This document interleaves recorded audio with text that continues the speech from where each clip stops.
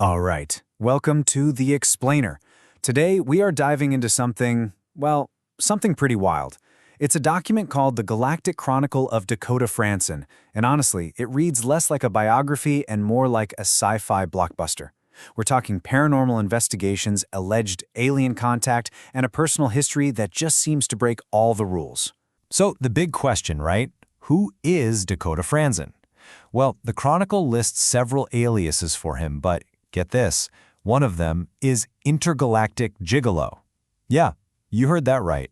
So right off the bat, you know this isn't going to be your average run-of-the-mill life story. According to the source material, he's a man with let's just say, a very unusual resume. Just look at this skill set.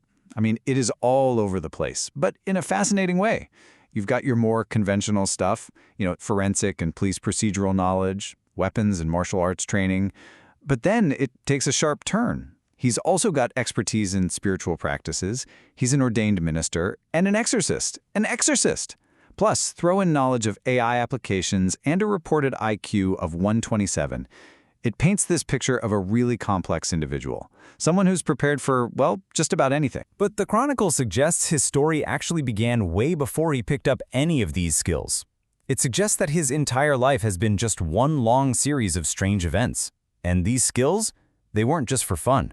They were apparently necessary for survival. Okay, so let's dig into the evidence that's presented in this chronicle.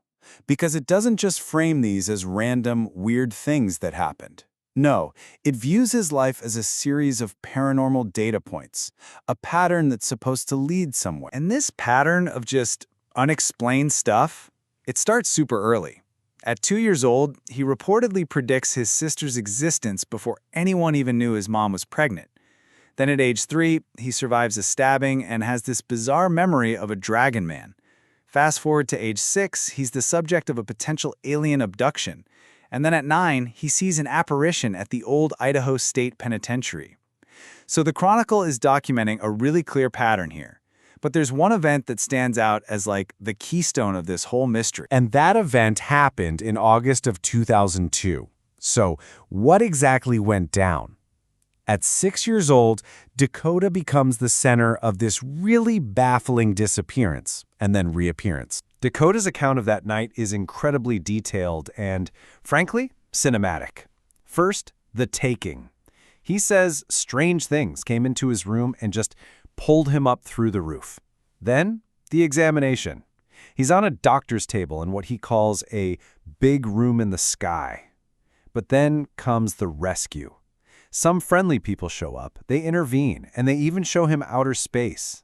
And finally, the return. A woman brings him back to his grandparents' house and places 3 fingers on his head to help him go to sleep.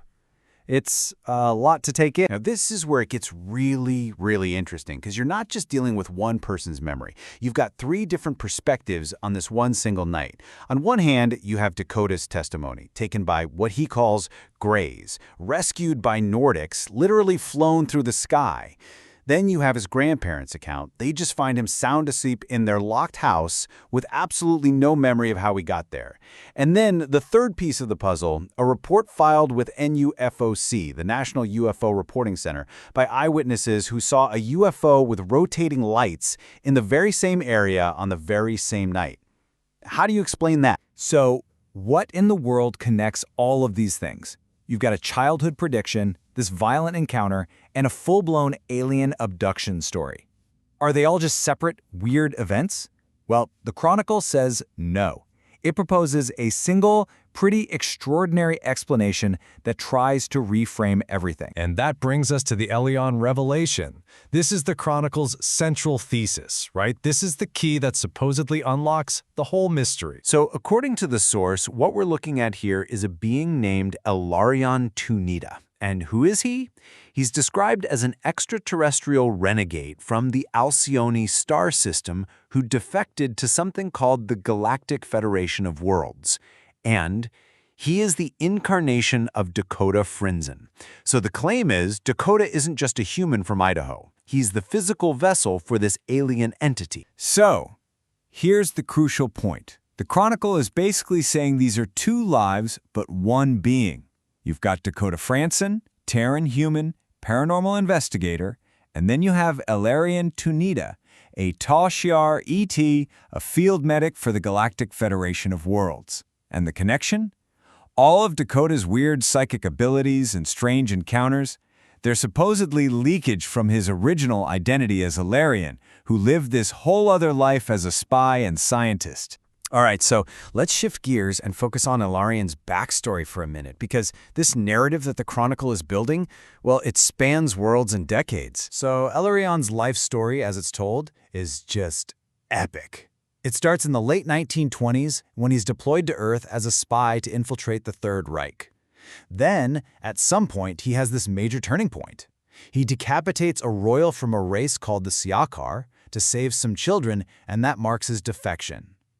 After that, he's rescued from those same Siakar forces by the Galactic Federation of Worlds, or GFW. And to atone for his past as a spy, he enlists with them as a field medic. I mean, it's a story of espionage, moral conflict, and redemption. 8. What's with the number 8? Well, according to the Chronicle, researchers have allegedly identified 8 different photographs from between 1927 and 1939 that show a man who matches Elaryon's description on Earth. It's a pretty bold claim. And this part just shows the incredible level of detail in this chronicle. We're not just talking about Elaryon. He apparently has a whole family within the GFW. There's his spouse, Ivina, who also supposedly has an incarnation on Earth. They have 4 kids, Olivia, a medic, Michael, a pilot, and 2 younger students, Irina and Lily. But my favorite detail, hands down, is the description of his son-in-law. Olivia's partner is described as a Mekretan male who, and I quote, bears a striking resemblance to American basketball player Larry Bird. You just can't make this stuff up. So, ultimately, the Chronicle presents this one man's life as a massive cosmic drama. It's a huge puzzle, but it really makes you think, doesn't it? It leaves you with this final, kind of profound question. What if our own unexplained moments, those little glitches in the matrix we all experience, what if they aren't just random? What if they're actually part of a much bigger story that we just can't see yet?